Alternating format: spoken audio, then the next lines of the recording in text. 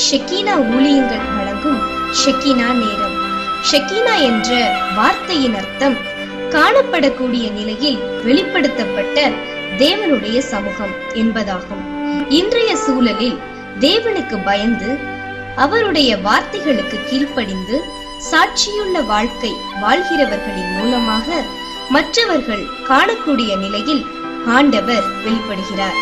உங்களுடைய வாழ்க்கையின் மூலமாக மற்றவர்கள் காணக்கூடிய நிலையில் தேவன் வெளிப்படுத்தப்பட வேண்டும் என்கிற நோக்கத்தோடு தேவன் விரும்புகிற வாழ்வு வாழ உங்களுக்கு கற்றுக் கொடுக்கவே ஷெக்கீனா நேரம். தேவ செய்தியை வழங்குபவர் சுவிசேஷகர் பி. ஜாஷ்வா, இயக்குனர், ஷெக்கீனா ஊழியங்கள்.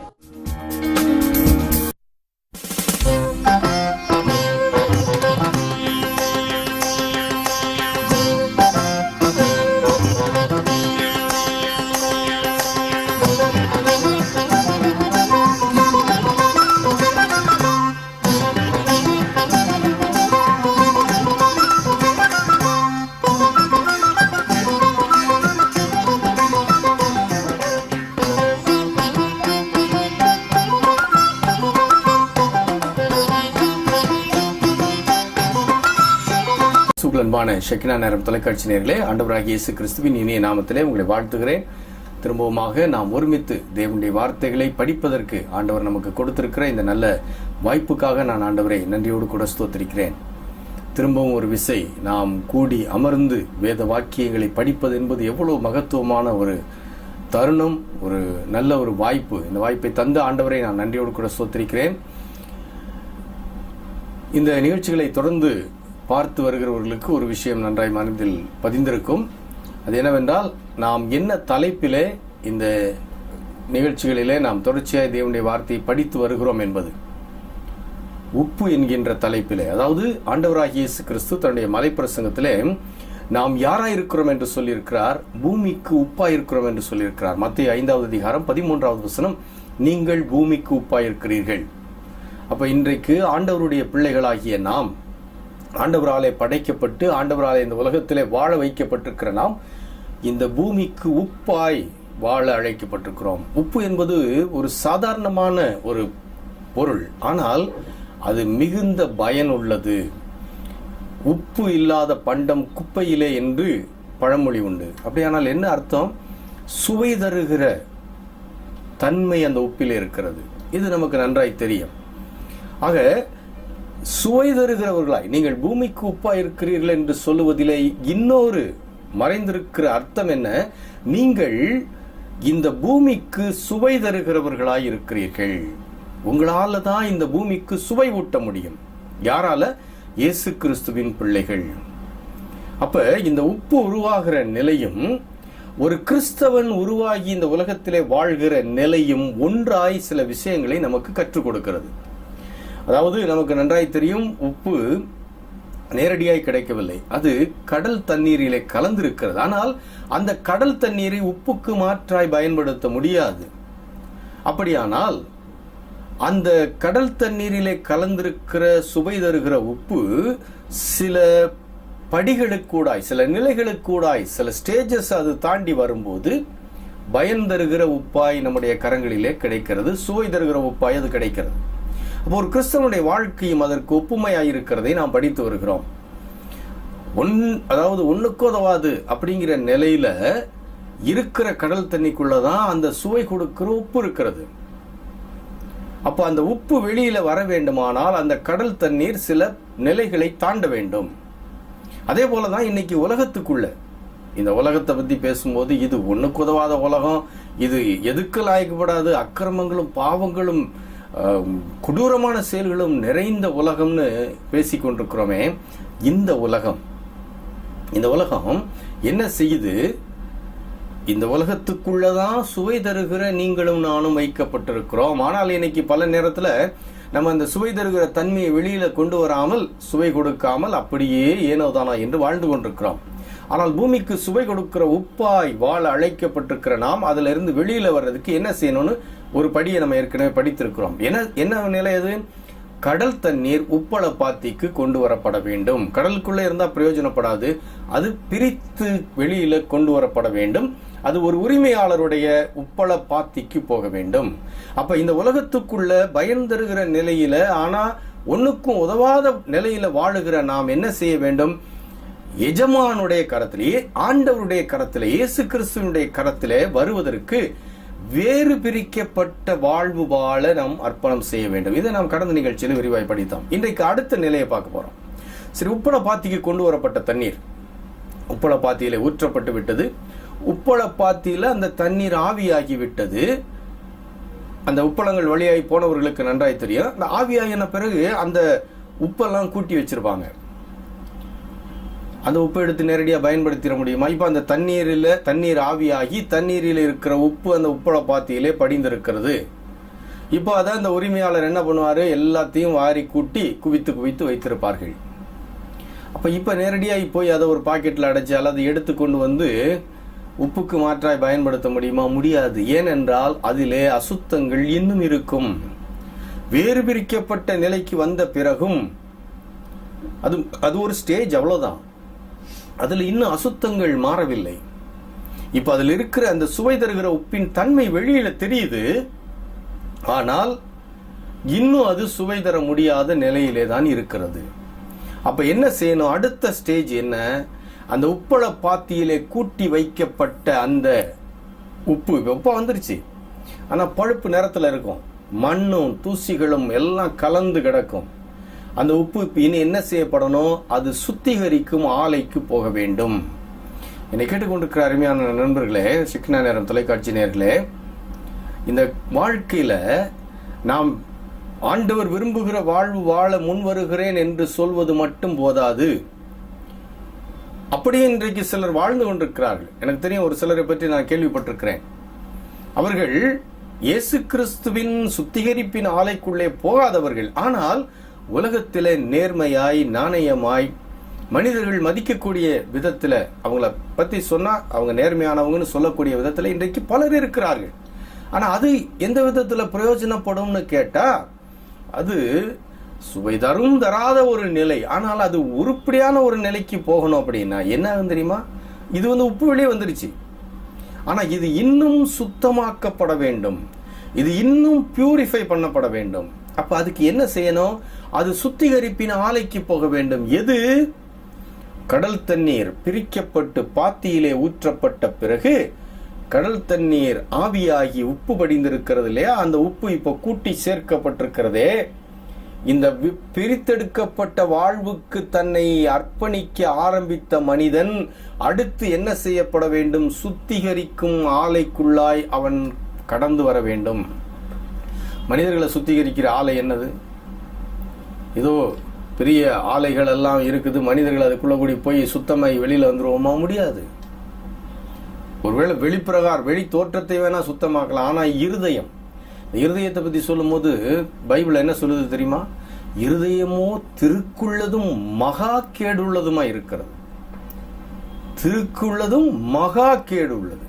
இந்த இருதயத்தை சுத்தப்படுத்துறது எது? இந்த இருதயம் சுத்தமாகிருச்சுன்னா இன்னைக்கு ஒட்டுமொத்த மனுக்குலமும் சுத்தமாகிவிடுமே. இன்னைக்கு நம்ம பெரிய பிரச்சனையே அதுதானே. நம்ம இருதயம் இன்றைக்கு மாசுபடிந்து கிடக்கிறது. ஈஸியா வெளியில இருக்கிற குப்பைகளை எல்லாம் அது கிரகிச்சு அதை செயல்படுத்த துணிந்து விடுகிறது. நல்லா தான் இருக்கணும்னு நினைக்கிறோம், முடியல. இன்னைக்கு யார்கிட்டையும் பிரச்சனை பண்ணாம இருக்கணும், இன்னைக்கு நான் நல்லவனா இருக்கணும்னு நினைக்கிறோம், முடியல. ஏன்? உள்ளுக்குள்ள இருக்குது இல்லையா நம்மளை ஆட்டி படைத்து கொண்டிருக்கிற இருதயம் திருக்குள்ளதும் மகா கேடுள்ளதும். அப்ப அந்த மகா கேடுள்ள இருதயத்துல இருந்து எது வெளியே வரும்? மகா கேட்டின் செயல்கள் தானே வெளியில வரும். அப்ப அந்த கேட்டின் செயல்கள் வெளியில வரும்போது நம்ம என்ன அதை வெளிப்படுத்துகிறோம்? கேடுள்ள நிலையில வெளிப்படுத்துகிறோம்.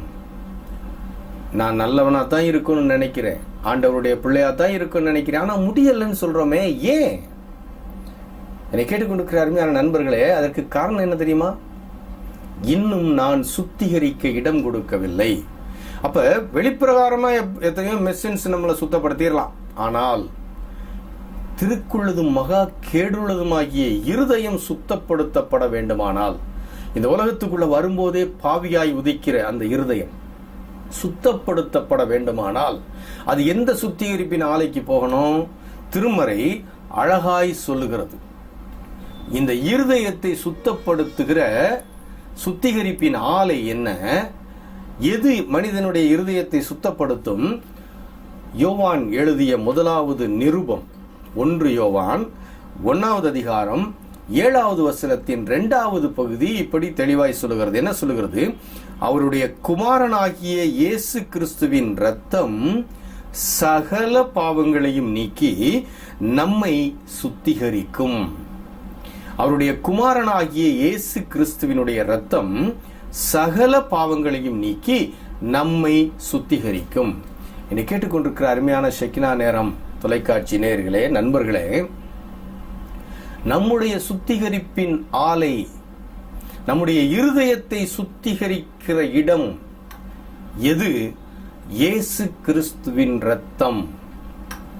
அதான் இன்னைக்கு கிறிஸ்தவர்கள் இயேசு கிறிஸ்துவின் ரத்தம்னு நிறைய சொல்லிட்டு இருக்கிறாங்க. ஆனா அதுலயும் சில புரிந்து கொள்ளாத, அதாவது விளங்கி கொள்ளாத நிலையில சிலர் பேசுகிறதையும் கேட்டிருக்கிறேன். சும்மா எதுக்கு எடுத்தாலும் இயேசு கிறிஸ்துவின் ரத்தம் ஜெயம், இயேசு கிறிஸ்துவின் ரத்தம் ஜெயம்னு சொல்லுகிற ஒரு பழக்கம் இன்றைக்கு கிறிஸ்தவர்களிடத்திலே இளையோடி இருக்கிறதை அநேகர் பார்த்திருப்பீர்கள். அநேகர் அதை செஞ்சிட்டு இருக்கிறீங்க. எது ஒண்ணுனாலும் இயேசு கிறிஸ்துவின் ரத்தம் சொல்லு, இயேசுவின் ரத்தம் ஜெயம் சொல்லு, இயேசுவின் ரத்தம் ஜெயம் சொல்லணும். ஒருவேளை உங்க மனசு ரீதியா அது ஒரு விதத்துல சரிப்படுத்தலாம். ஆனா இந்த இயேசு கிறிஸ்துவின் ரத்தம் செய்கிற ஒரே ஒரு செயல், பைபிள்ல சொல்லப்பட்டிருக்கிற ஒரே ஒரு செயல், அது என்ன செய்யும்? பாவங்களை நீக்கி மனிதர்களை சுத்தப்படுத்தும். இதுதான் இயேசு கிறிஸ்துவின் ரத்தம் ஜெயம்னு சொன்னா அதுல அர்த்தம் என்ன தெரியுமா? என்ன ஜெயத்தை கொடுக்கிறது தெரியுமா? பாவத்தின் மேலே ஜெயத்தை. அதாவது இந்த உலகத்துக்குள்ள வரும்போது மனுஷன் பாவியாய் வந்தானே, அவன் விரும்பி வரல. ஆனா தாயின் வயிற்றிலே கர்ப்பம் தரிக்கும் போதே பாவியாய் கர்ப்பம் தரித்து இந்த உலகத்துக்குள்ள வந்தானே, அந்த மனிதன் அந்த பாவத்தில் இருந்து ஜெயம் பெறுகிற ஜெயத்தை தருகிறது இயேசு கிறிஸ்துவின் ரத்தம். நன்றாய் புரிந்து கொள்ள வேண்டும். சும்மா பேய ஓட்டிரும், அதை ஓட்டிரும், அதுக்கு திருமறையில் ஆதாரமே இல்லைங்க. அது இன்றைக்கு கிறிஸ்தவர்களிடத்திலே பழகி போய் விட்ட ஒரு செயலா இருக்கிறதே ஒழிய அதுல ஒரு பிரயோஜனமும் இல்லை. ஏன் இதை சொல்லுகிறேன் என்றால், இதை நிறைய கிறிஸ்தவர்கள் பார்த்து கொண்டிருக்கிறீர்கள். இன்னைக்கு அது நம்மோடு இணைந்து விட்ட வழக்கமாய் போய்விட்டது. திருமறையை படிக்கும் போது சில நம்ம கிட்ட இருக்கிற அந்த பாரம்பரியமாய் ஊறி போன சில பழக்கங்கள் தவறாய் இருக்குமானால் அது திருமறை நமக்கு சொல்லி காட்டும் போது அதை ஏற்றுக்கொள்ள வேண்டும். அதனாலதான் அதையும் நான் சேர்த்து சொல்லுகிறேன். வெறும் ஆண்டவரை அறியாதவர்கள் மட்டும் இந்த நிகழ்ச்சியை பார்க்கல, அறிந்தவர்களும் பார்த்து கொண்டிருக்கிறீர்கள். அறிந்தவர்கள் அறியாமல் செய்கிற சில தவறு, அந்த தவறுல ஒன்று என்ன? இயேசு கிறிஸ்துவின் ரத்தம் அதை செஞ்சிடும், இதை செஞ்சிடும். இல்ல, இயேசு கிறிஸ்துவின் ரத்தம் செய்யும் ஒரே செயல், திருமறையிலே சொல்லப்பட்டிருக்கிற செயல் என்ன தெரியுமா? இயேசு கிறிஸ்துவின் ரத்தம் சகல பாவங்களையும் நீக்கி நம்மை சுத்திகரிக்கும். அப்ப இயேசு கிறிஸ்துவின் ரத்தம், இயேசுவின் ரத்தம் ஜெயம்னு சொன்னா என்னத்துல இருந்து ஜெயம்? பாவத்தில் இருந்து ஜெயம். அதுதான் அதனுடைய உண்மை. அதை புரிந்து கொள்ளுங்க. அதை புரிந்து இனிமே சொல்லுங்க இயேசுவின் ரத்தம் ஜெயம்னு. சரி, இயேசு கிறிஸ்துவின் ரத்தம் செய்கிற செயல் சுத்திகரிக்கிற செயல். எதை சுத்திகரிக்கிறது? திருக்குள்ளதும் மகா கேடுள்ளதுமாகிய மனித இருதயத்தை சுத்திகரிக்கிறது. அப்ப இதை சுத்திகரிக்கும் போது என்ன நடக்குது? இதுல இருக்கிற குப்பைகள் எல்லாம், இப்ப உப்பு, கூட்டி வைக்கப்பட்ட உப்பு சுத்திகரிக்கிற உப்பு ஆலைக்கு போகும்போது அது அந்த சுத்திகரிக்கிற ஆலையில என்ன நடக்குது? அதுல இருக்கிற அந்த மண்ணு, அதுல இருக்கிற அசுத்தங்கள், அதுல இருக்கிற அந்த வெளியில வராத அந்த உப்பினுடைய கலர், இதெல்லாம் அங்க உள்ள போய் அந்த ப்ராசஸ்ல, அந்த மிஷினுக்குள்ள நடக்கிற செயல்களில இந்த உப்பை சுத்தப்படுத்துகிறது. என்னை கேட்டுக்கொண்டிருக்கிற அருமையான நண்பர்களே, ஒருவேளை என் இருதயம் திருக்குள்ள இருதயம், மகா கேடுள்ள இருதயம், இது எப்படி சுத்தமாகும் என்று நீங்க நினைக்கலாம். இயேசு கிறிஸ்துவின் ரத்தம் அந்த அற்புதத்தை செய்யும். அது மட்டும்தான் செய்யும். இயேசு கிறிஸ்துவின் ரத்தம் மட்டும்தான் அதை செய்ய முடியும். சில ஆண்டுகளுக்கு முன்னால யாழ்ப்பாணம் சிறையில ஒரு தூக்கு தண்டனை கைதி, அவருடைய வாழ்க்கையில அவர் எழுதின ஒரு பாடல், மிக பிரசித்தி பெற்ற ஒரு பாடல், இயேசு நேசிக்கிறார், இயேசு நேசிக்கிறார் அப்படின்னு அந்த பாடலை எழுதிக்கிட்டு, அந்த பாடலாசிரியர் அந்த பாடலை எழுதின அந்த தூக்கு தண்டனை கைதி எழுதுறாரு, இயேசு என்னையும் நேசிக்க நான் செய்தது என்னம்மா தவமோ. யாரு? தான் செய்த தவறுக்காக தூக்கு தண்டனையை அனுபவிக்க காத்து கொண்டிருக்கிற ஒரு கைதி. எல்லாம் முடிஞ்சு போச்சுங்கிற நிலையில அவர் ரத்தம், இயேசு கிறிஸ்துவின் ரத்தம் அவரை கழுவுவதற்கு இடம் கொடுத்தார். அந்த சிறைச்சாலையில, அந்த தனிமை சிறையில அவர் இயேசு கிறிஸ்துவை ஏற்றுக்கொண்டார். ஏற்றுக்கொண்டார் என்றால் என்ன அர்த்தம்? திருக்குள்ளே என் இருதயம், இந்த உலகம் என்னை அவ்வளவுதான், நீ இவ்வளவு கேடுகள் செய்திருக்கிறாய், நீ சாக வேண்டும் என்று சொல்லி இந்த உலகம் எனக்கு தண்டனை கொடுத்து விட்டது. இந்த தண்டனை இப்போது நிறைவேறுவதற்காக நான் காத்திருக்கிறேன். ஆக இந்த சூழ்நிலையில உலகம் தண்டனை கொடுத்துருச்சு, எல்லாம் அவ்வளவுதான், நீ திருந்தவே மாட்டேன்னு முடிஞ்சிருச்சு. அந்த சூழ்நிலையில அவர் சுத்திகரிக்க இடம் கொடுத்தார். இயேசு கிறிஸ்துவின் ரத்தம் என்னை கழுவட்டும்னு கேட்டாரு.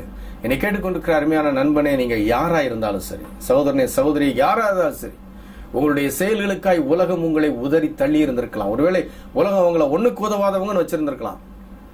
அந்த நிலையில நீங்க கேட்டுட்டு இருக்கலாம் அந்த நிகழ்ச்சியை. உங்களுக்காகத்தான் ஆண்டவர் இந்த வார்த்தையை பேசிக் கொண்டிருக்கிறார். இந்த ஷெக்கினா நேரம் நிகழ்ச்சியில என்னை கொண்டு என்ன பேசிட்டு இருக்கிறார் தெரியுமா? உலகமெல்லாம் உங்களை வேண்டாதவங்க, நீங்க இனி திருந்த மாட்டீங்க, நீங்க குப்பைன்னு ஒதுக்கி உங்களை உட்கார வச்சிருக்கலாங்க, கவலைப்படாதீங்க. ஏன் தெரியுமா? இயேசு கிறிஸ்துவின் ரத்தம் உங்களை சுத்தப்படுத்தும். அந்த தூக்கு தண்டனை கைதி அவர் எழுதுறாரு அந்த பாட்டுல, நான் இந்த இயேசு என்னை நேசிப்பதற்கு நான் என்ன தவறு செஞ்சேன்? அவ்வளவுதான். உலகம் என்னை அப்படியே ஒதுக்கி ஒரு தனிமை சிறையில உட்கார வைத்து என் நாளை குறித்து விட்டது.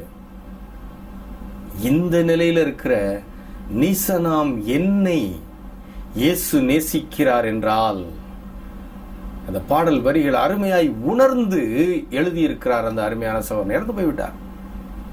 அவர் இயேசு கிறிஸ்துவை ஏற்றுக்கொண்டார், அவையினால வெளியில வந்துட்டார்னு இல்ல, ஏற்றுக்கொண்டார், உலகம் தந்த தண்டனையை வாங்கி கொண்டார். ஏன்னா அது உலகம் தந்த தண்டனை, அது வேற வழி இல்லை. இனி அவரை திருந்தினவராய் உலகம் கண்டு அவரை வெளியில கூட்டு, அதெல்லாம் நிறைய ப்ராசஸ் இருக்குது. ஆனால் உலகம் கொடுத்து அவருடைய பாவத்தின் விளைவை அனுபவித்து விட்டார். ஆனால் அந்த விளைவை அவர் அந்த தண்டனையை பெறுவதற்கு முன்பதாக அந்த இயேசு கிறிஸ்துவின் நேசத்திற்குள்ளாய் புகுந்து போய்விட்டார். எப்படி போனார் தெரியுமா? ஆண்டவரே, உம்முடைய ரத்தம் என்னை கழுவட்டும்னு சொல்லி சுத்திகரிப்பின் ஆலைக்குள்ளே தன்னை ஒப்பு கொடுத்தார். இதுதான் முக்கியம். ஒருவேளை உலகம் ஒதுக்கி உங்களை அப்படியே இனிமே நீங்க ஒண்ணுமே வாழ முடியாத ஒரு நிலையில கூட வைத்திருக்கலாம். ஆனா அந்த சூழ்நிலையிலையும் இயேசு உங்களை நேசிக்கிறார், உங்களை உப்பாய் மாற்றுவார். இப்ப பாருங்க, அந்த சகோதரன் இறந்து போய் எத்தனையோ ஆண்டுகளுக்கு பிறகும் இன்னைக்கு நம்முடைய நிகழ்ச்சியில பேசப்பட்டார் இல்லையா? காரணம் என்ன? அவர் உப்பாய் மாற தன்னை சுத்திகரிக்க இடம் கொடுத்ததினாலே இந்த நிகழ்வு நடந்தது. இல்லைன்னா என்னைக்கோ ஒரு தூக்கு தண்டனை கைதியாய் அவருடைய கதை முடிஞ்சிருக்கும். இன்னைக்கு நம்ம உதாரணமாய் அவரை பேசியிருப்போமா? அவரையும் இயேசு நேசித்தார், நேசித்ததினாலே அவர் தன்னை கழுவுவதற்கு இடம் கொடுத்தார். அப்படி கழுவுவதற்கு இடம் கொடுத்ததினாலே இயேசு என்னை நேசிக்கிறார் என்று உள்ளமுருக பாடினார். அதனாலதான் இன்னைக்கு சுவை தருகிற நிலை. ஏன் அதை சுவை தருகிற நிலைன்னு சொன்னேன் தெரியுமா?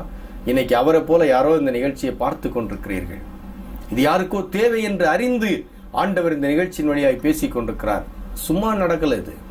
நானும் ஏதோ நேரப்போக்கிற்காக இந்த நிகழ்ச்சியை கொடுக்கல, நீங்களும் நேரம் போகலைன்னு பார்க்கல. ஆண்டவருடைய வார்த்தை என்னோடு கூட பேசட்டும் என்று சொல்லி அமர்ந்திருக்கிறீர்களே. ஆண்டவர் என் கரத்திலே கொடுத்த ஊழியத்தை, அந்த உக்கிரானத்துவத்தை நிறைவேற்ற வேண்டும் என்ற பொறுப்போடு இந்த நிகழ்ச்சியில உங்களோடு பேசிக் கொண்டிருக்கிறேன். தேவனுடைய வார்த்தையை இதெல்லாம் தற்செயலாய் நடக்கல, இதெல்லாம் நேரப்போக்கிற்காக நடத்தவில்லை. இதற்காக செலவு பண்ணப்படுகிற பணம் இது ஒரு நாளும் வீணாக போகாது என்பது என்னுடைய அனுபவம். அதனாலதான் சொல்லுகிறேன், யாருக்கோ தேவை என்று அறிந்து ஆண்டவர் இந்த நிகழ்ச்சியிலே பேசிக் கொண்டிருக்கிறார். என்ன தேவை உங்களுக்கு? உலகம் உங்களை ஒன்றுக்கும் உதவாதவர்கள் அல்லது அவ்வளவுதான் நீங்க அப்படிங்கிற ஒரு நிலையில கொண்டு போய் வைத்திருக்கலாம். உங்களை சுத்திகரிப்பதற்கு, உங்களிலே இருக்கிற அந்த சுவையை வெளியிலே கொண்டு வந்து மற்றவர்களுக்கு பயன்படுத்துவதற்கு உங்களுக்கு ஒரு வாய்ப்பு இருக்கிறது. என்ன வாய்ப்பு அது? இயேசு கிறிஸ்துவின் ரத்தம் உங்களை கழுவுவதற்கு நீங்கள் இடம் கொடுக்கிற வாய்ப்பு. அதை செய்வீங்களா நீங்க? அதுக்கு ஒன்றும் பெரிய பகீரத பிரயத்தனங்கள் ஒன்றும் செய்ய வேண்டாங்க. இருக்கிற இடத்துல அப்படியே முழங்கால் போடுங்க. இயேசுவே, உங்க ரத்தம் என்னை கழுவட்டும்னு கேளுங்க. அவ்வளவுதான். ஆண்டவரே, நான் ஒரு பாவி, என்னுடைய பாவத்தின் விளைவுகளினாலே நான் இந்த மாதிரி நோய்வாய்ப்பட்டு விட்டேன். இதனால என்னுடைய குடும்பம் என்னை வெறுத்து ஒதுக்கி விட்டது. என் மனைவி என்னை வெறுத்து விட்டாள், என் பிள்ளைகள் என்னை வெறுத்து விட்டார்கள், என் கணவன் என்னை வெறுத்து விட்டான், என்னுடைய உற்றார் உறவினர்கள் எல்லாம் நீ செஞ்சதுக்கு அனுபவித்துக் கொண்டிருக்கிறாய் என்று என்னை உதாசீனம் பண்ணின நிலையில நான் கண்ணீரோடு உட்கார்ந்திருக்கிறேன். என்னையும் நேசிக்க ஒருவர் உண்டா என்ற கேள்வியோடு உட்கார்ந்திருக்கிறீங்களே. இயேசு நேசிக்கிறார். எப்படி நேசிக்கிறார் தெரியுமா? அவருடைய இரத்தம் உங்களை கழுவுவதின் வழியாய். அதுக்கு நீங்க என்ன செய்யணும்? ஆண்டவரே உங்க ரத்தம் என்னை கழுவட்டும்னு சொல்லி அவர்கிட்ட வாங்க. வந்தீங்கன்னா நீங்க யாரா மாறுவீங்க தெரியுமா? சுவை தருகிற உப்பாய் மாறுவீர்கள். நீங்கள் பூமிக்கு உப்பாய் இருக்கிறீர்கள் என்று இயேசு சொன்னாரே. உப்பு என்றால் என்ன என்று சொன்னேன்? சுவை தருகிற பொருள். வெளியில சாதாரணமாய் வைக்கப்பட்டிருந்தாலும் அது இல்லாம எத்தனை ரகளைகள் வீட்டுக்குள்ள வந்துச்சு. சுவை தருகிற பொருள் உப்பு. அந்த உப்பாய் நீங்கள் வாழ அமைக்கப்பட்டிருக்கிறீர்கள். ஆனா இன்னைக்கு கூட்டி வச்ச குப்பையும் மண்ணும் சேர்ந்த நிலையில வாழ்ந்துட்டு இருக்கிறீங்களே. இதுல இருந்து உங்களை சுத்திகரிப்பதற்கு இயேசு கிறிஸ்துவின் ரத்தம் ஆயத்தமாயிருக்கிறது. நீங்க என்ன செய்யணும் தெரியுமா? இயேசுவே உம்முடைய ரத்தம் என்னை கழுவுவதற்கு நான் இடம் கொடுக்கிறேன், உம்முடைய ரத்தம் என்னை கழுவட்டும்னு சொல்லி அவருடைய கரங்களுக்குள்ளே நீங்கள் சரணாகதி அடையுங்கள். அடையும் போது என்ன நடக்கும் தெரியுமா? உங்களிலே இருக்கிற அந்த அசுத்தங்களை எல்லாம், மகா கேடுள்ளதும் திருக்குள்ளதுமான இருதயத்தை இயேசு கிறிஸ்துவின் ரத்தம் கழுவிவிட்டால் என்ன நடக்கும்? அந்த இருதயம் புதிதாய், கடவுள் விரும்புகிற இருதயமாய், அவருக்கு ஏற்ற நிலையிலே நம்மை அர்ப்பணம் செய்யக்கூடிய விதத்திலே வாழுகிற இருதயமாய் மாறிடுமே. அப்படி மாறிடுச்சுன்னா நம்ம சுவை தருகிறவர்களாய் மாறிடுவோமே. என்னை கேட்டுக்கொண்டிருக்கிற அருமையான நண்பர்களே, கேட்கும் போதே எவ்வளவு சந்தோஷமா இருக்குது இல்லையா? நானும் சுவை தர முடியுமா? நானும் சுவை தருகிற வாழ்வு வாழ முடியுமா? நிச்சயமா முடியும். உங்களையும் ஆண்டவர் சுவை தருகிறவர்களாத்தாங்க இந்த உலகத்துல படைச்சாரு. ஆனா இன்னும் நீங்க குப்பை கூலங்கள் சூழ்ந்த நிலையில இருக்கிறீங்களே. இயேசு கிறிஸ்துவின் ரத்தம் உங்களை கழுவுவதற்கு இடம் கொடுங்கள்.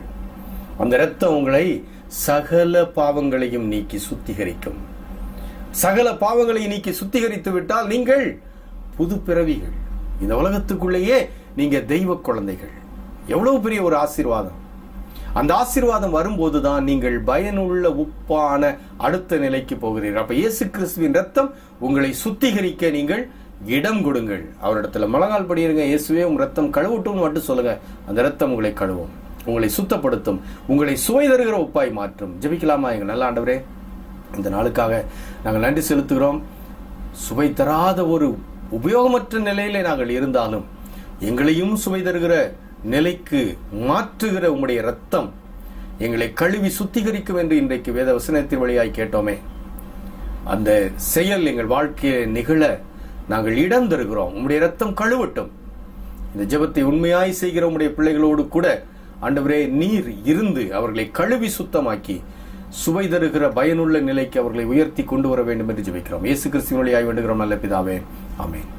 அருமையான நேயர்களே, இந்த நிகழ்ச்சியின் வழியாக ஆண்டவர் உங்களோடு நிச்சயம் பேசியிருப்பார் என்று நம்புகிறேன். இந்த நிகழ்ச்சி பற்றிய கருத்துக்களை அறிய விரும்புகிறேன். என்னோட தொடர்பு கொண்டு உங்களுடைய கருத்துக்களை தெரிவிக்க உங்களை அன்போடு தாழ்மையோடு கேட்டுக்கொள்கிறேன். ஆண்டவர் சித்தமானால் இன்னொரு ஷெக்கினா நேரம் நிகழ்ச்சியிலே நாம் சந்திப்போம். அதுவரைக்கும் கர்த்தருடைய கிருபை உங்களோடு கூட இருப்பதாக. ஆமென்.